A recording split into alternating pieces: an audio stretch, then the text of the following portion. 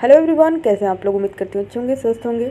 तो स्वागत है आप लोग का आज की इस वीडियो में। और मैं ऋतु लेके आ चुकी हूँ आप लोगों के लिए एक मासिक पत्रिका समसामयिक घटनाओं के लिए, जो कि जनवरी का जो जितने भी करंट न्यूज़ रहेंगे दोस्तों, उससे सारी कवर हो जाएंगी, जो कि आपके एग्जाम के पॉइंट ऑफ व्यू से बहुत महत्वपूर्ण है। 18वां प्रवासी भारतीय दिवस सम्मेलन, विश्व आर्थिक स्थिति और संभावनाएं, भारत की वन स्थिति रिपोर्ट, ये सारी चीज़ें मैं इसमें कवर कराने वाली हूँ दोस्तों।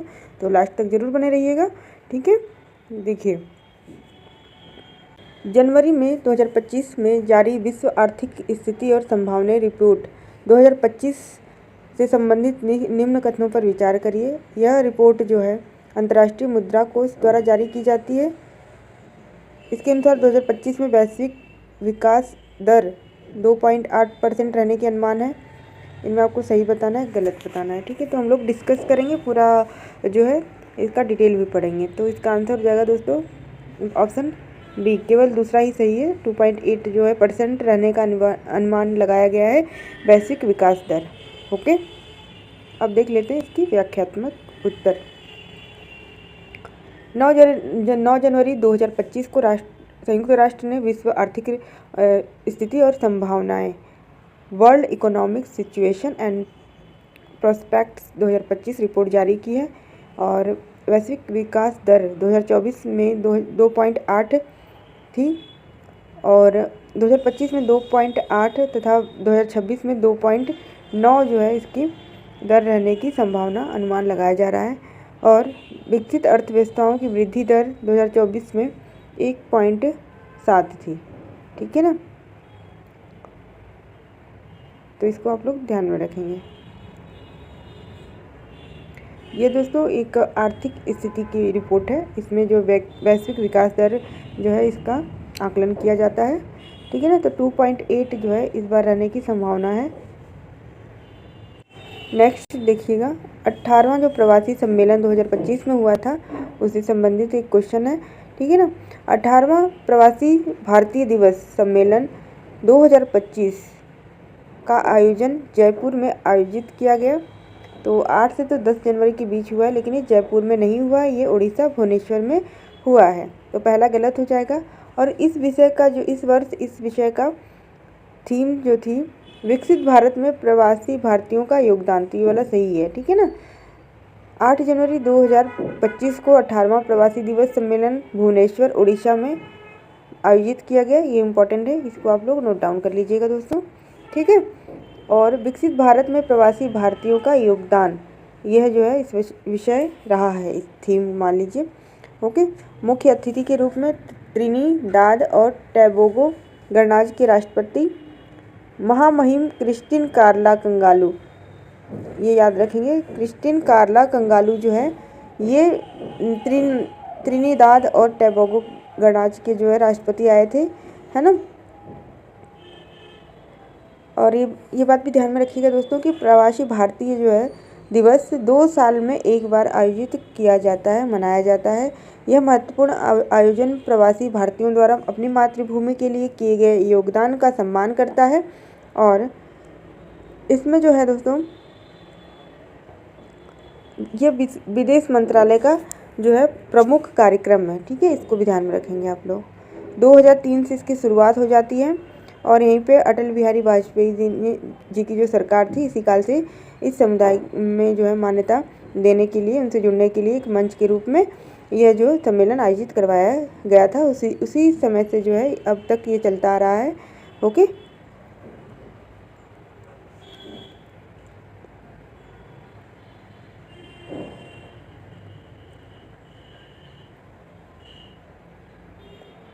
और मध्य प्रदेश देखिए 2024 का एक बार देख लीजिएगा दोस्तों, 2023 का।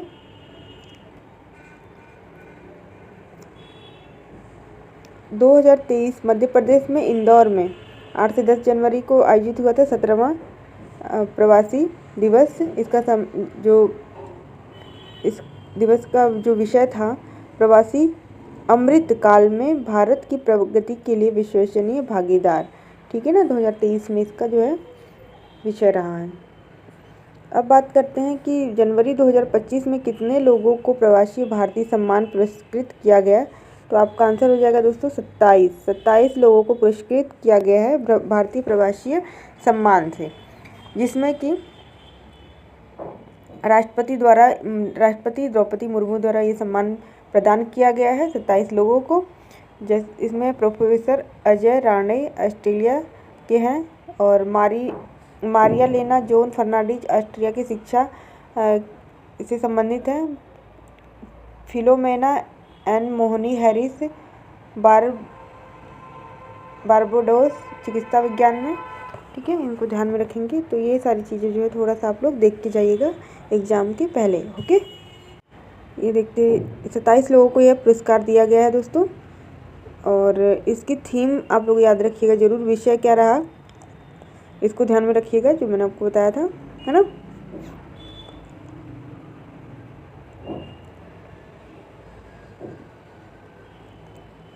विकसित भारत में प्रवासी भारतीयों का योगदान, ठीक है ना, इसको ध्यान में रखिएगा। जो प्रवासी भारतीय दिवस मनाया गया 2025 में, इसका जो थीम थी, विषय रहा जो है विकसित भारत में प्रवासी भारतीयों का योगदान। ओके, देखिएगा नेक्स्ट क्वेश्चन। अब बात करते हैं वन रिपोर्ट की, है ना। वन रिपोर्ट जो है 2024 में 21 दिसंबर 2024 में केंद्रीय पर्यावरण वन और जलवायु परिवर्तन मंत्री भूपेंद्र यादव ने 18वीं वन रिपोर्ट प्रस्तुत कर दी है, और निम्नलिखित कथनों पर इसे विचार करना है आपको। देखिए, इनके अनुसार देश में कुल वन वृक्षावरण 827,356.95 वर्ग किलोमीटर है, जो कि देश के कुल भौगोलिक क्षेत्र का 25.17% है। देश में कुल वनावरण 715,342.61 वर्ग किलोमीटर है, जो कि कुल भौगोलिक क्षेत्र का 21.76% है। दोनों कथनों का सही जो है, कथनों को सही बताना है, इसमें कौन सही है कौन गलत है। तो दोनों ही कथन सही है दोस्तों, ठीक है ना। जो भारत में कुल वन और वृक्षावरण है, वृक्षा का जो वृक्ष है वो है 827,356.95, जो कि कुल भौगोलिक क्षेत्र का 25.17% है। ओके, इसको ध्यान में रखेंगे आप लोग। और भूपेंद्र यादव जो कि जलवायु परिवर्तन मंत्री हैं, इन्होंने यह रिपोर्ट जो है जारी की है 2023 की। और कुल इस रिपोर्ट के अनुसार जो है कुल वृक्षावरण, यानी कि वृक्षों जो वन है और वृक्षावरण है 827,356 वर्ग किलोमीटर है, जो कि कुल भौगोलिक क्षेत्र का 27.17% है। इसको ध्यान में रखेंगे आप लोग दोस्तों, क्योंकि ये क्वेश्चन आता है। 2021 में की तुलना में देश के वन और वृक्षावरण में वृद्धि हुई है। देखिए, इतने सारे पेड़ कट रहे हैं, इसके बाद भी जो है वृद्धि हुई है वृक्षा के आवरण में, ठीक है ना।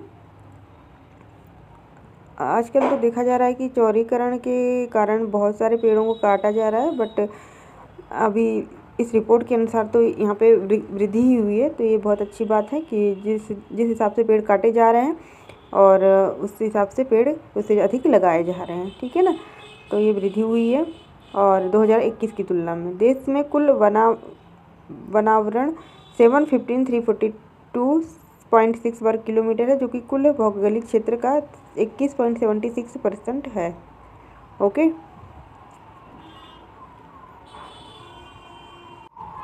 नेक्स्ट क्वेश्चन देखिएगा।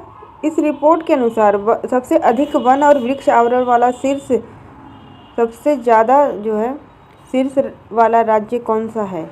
आंसर हो जाएगा ऑप्शन डी, मध्य प्रदेश। पिछली बार भी मध्य प्रदेश में सबसे अधिक जो है वृक्ष आवरण वन थे, इस बार भी जो है इस बार की रिपोर्ट के अनुसार भी मध्य प्रदेश में ही सबसे ज़्यादा वनों की संख्या है। मध्य प्रदेश में जो है क्षेत्रफल की दृष्टि से देखें तो 85,724 वर्ग किलोमीटर क्षेत्र में जो वन फैले हुए हैं वृक्ष, ठीक है। इसके बाद दूसरे नंबर पे है सेकंड अरुणाचल प्रदेश। अरुणाचल प्रदेश में जो है 67,083 वर्ग किलोमीटर में है। इसके बाद है थर्ड नंबर पे महाराष्ट्र 65,383 वर्ग किलोमीटर में। देखिए, वन वृक्ष आवरण में अधिकतम वृद्धि दर्शाने वाले शीर्ष 4 राज्य हैं छत्तीसगढ़, उत्तर प्रदेश, ओडिशा, राजस्थान। इन्होंने जो है वनों में जो है वृद्धि की है, वन अधिक से अधिक लगाए हैं। तो वन में वृद्धि दर्शाने वाले 4 राज्य हैं, छत्तीसगढ़, उत्तर प्रदेश, उड़ीसा, राजस्थान।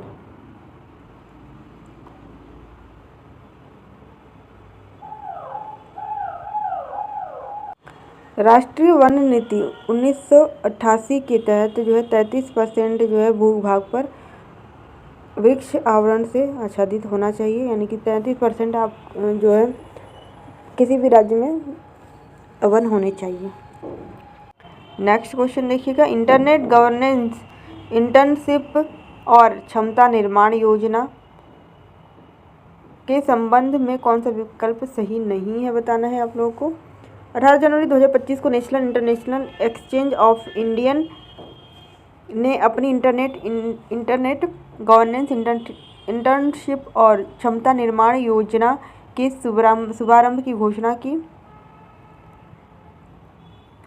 और इस कार्यक्रम का शुभारंभ इलेक्ट्रॉनिक एवं सूचना प्रौद्योगिकी राज्य मंत्री जितिन प्रसाद ने किया।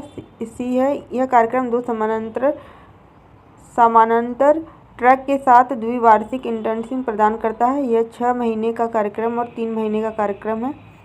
डी है, इंटर्न्स को प्रतिमाह 20,000 तथा एक निश्चित वजीफा प्रदान किया जाएगा। 20 का हो जाएगा, यही गलत है दोस्तों, इसमें सही नहीं है। ओके, इसकी व्याख्या देख लीजिएगा थोड़ा सा।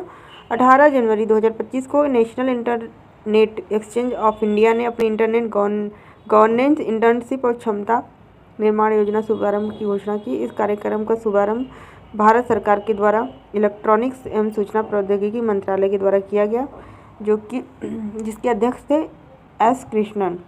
ओके, एस कृष्णन ने किया। तो इसका उद्देश्य भारतीय नागरिकों में इंटरनेट गवर्नेंस आईजी के प्रति जागरूकता फैलाना और विशेषता को विकसित करना है। ओके, और इंटर्न को प्रतिमाह 20,000 रुपये वजीफा प्रदान किया जाएगा। साथ ही साथ इस योजना का लक्ष्य जो है भारतीय प्रतिभाओं को इंटरनेट गवर्नेंस के क्षेत्र में प्रशिक्षित करना है, ताकि वे वैश्विक चर्चाओं और नीतियों में सक्रिय योगदान दे सकें। ओके, नेक्स्ट क्वेश्चन देखिएगा, HIV के खिलाफ दौड़ नेशनल रेड रन 2.0 के संबंध में निम्न कथनों पर विचार करिए। 18 जनवरी 2025 को नेशनल एड्स कंट्रोल ऑर्गेनाइजेशन को गोवा राज्य एड्स कंट्रोल सोसाइटी द्वारा आयोजित रेड रन 2.0 देश भर में लगभग 150 धावक ने भाग लिया। पुरुष श्रेणी में मेघालय के डेनियल वाहलांग ने पहला स्थान प्राप्त किया। उपयुक्त कथन में से सही कौन सा है? इसका आंसर हो जाएगा ऑप्शन पहला ही सही है दोस्तों। इसके बाद जो है हम लोग इसकी व्याख्या देख लेते हैं। 18 जनवरी 2025 को नेशनल एड्स कंट्रोल ऑर्गेनाइजेशन और गोवा राज्य एड्स कंट्रोल सोसाइटी के द्वारा आयोजित रेड रन 2.0 में देश भर में लगभग 150 धावक ने भाग लिया और जो यह दौड़ थी मिरामार पणजी में आयोजित की गई थी। ओके, इसको ध्यान रखेंगे। जिसका उद्देश्य था खेल और समुदाय के माध्यम से HIV रोकथाम के प्रति जो जागरूकता फैलाना है, वही इसका उद्देश्य था इस दौड़ को करवाने का। पणजी में यह आयोजित होती है। ओके, इसका उद्देश्य खेल और समुदाय के माध्यम से HIV रोकथाम के प्रति जागरूकता फैलाना था। और केंद्रीय मंत्री श्रीपद येशो नाइक ने 10 किलोमीटर की दौड़ हरी झंडी दिखाई। दौड़ में पुरुष महिला ट्रांसजेंडर श्रेणियों में प्रतियोगिता हुई और विजेताओं को क्रमशः 50,000, 35,000, 25,000 नगद रुपये प्रदान किए गए। ठीक है ना। पहला स्थान जो है पुरुष श्रेणी में केरल के नबील शाही ने प्राप्त किया। मेघालय के डैनियल वाहलांग और स्केम लॉन्ग शुभ क्रमशः दूसरे और तीसरे स्थान पर रहे। महिला श्रेणी में चंडीगढ़ की श्रेया ने पहला, उत्तराखंड की अंजलि ने दूसरा और मध्य प्रदेश की मनीषा ने तीसरा स्थान प्राप्त किया। ओके, तो गाइस आज की वीडियो यहीं पे समाप्त करते हैं। मिलते हैं नेक्स्ट वीडियो में। नेक्स्ट वीडियो में जो है ये सारी चीज़ें मैं आप लोग को करवा दूँगी, जो कि 2025 जनवरी में जितनी भी घटनाएँ हुई थी। ठीक है ना, जो आपके एग्ज़ाम के पॉइंट ऑफ व्यू से बहुत ज़्यादा इम्पॉर्टेंट है। ओके।